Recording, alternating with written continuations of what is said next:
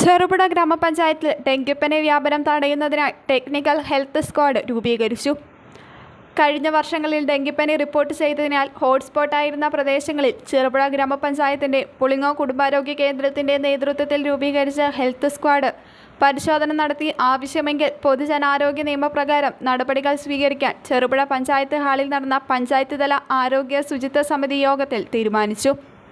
ആരോഗ്യ ജാഗ്രതാ പരിപാടിയുടെ ഭാഗമായി ഏപ്രിൽ 7 ലോകാരോഗ്യ ദിനത്തിൽ സ്ഥാപന ശുചീകരണം, ഏപ്രിൽ 15 മുൻപ് വാർഡ് തല ആരോഗ്യ ശുചിത്വ സമിതി യോഗം, ഏപ്രിൽ 8 മുതൽ 15 വരെ കൊതുകിൻ്റെ ഉറവിടങ്ങൾ നീക്കം ചെയ്യുന്നതിനായി dry container elimination program, April 28, 29 തീയതികളിൽ വാർഡ് തല ആരോഗ്യ ശുചിത്വ സദസ്സ്, അയൽക്കൂട്ടതല ആരോഗ്യ ശുചിത്വ സദസ്സ്, മെയ് ആദ്യവാരം പൊതുസ്ഥല ശുചീകരണം, റബ്ബർ തോട്ടങ്ങളിലെ കൊതുക് ഉറവിടങ്ങൾ നീക്കുന്നതിനായി മൂവ് ടു പ്ലാന്റേഷൻ ക്യാമ്പയിൻ എന്നിവ നടത്തുവാൻ തീരുമാനിച്ചു.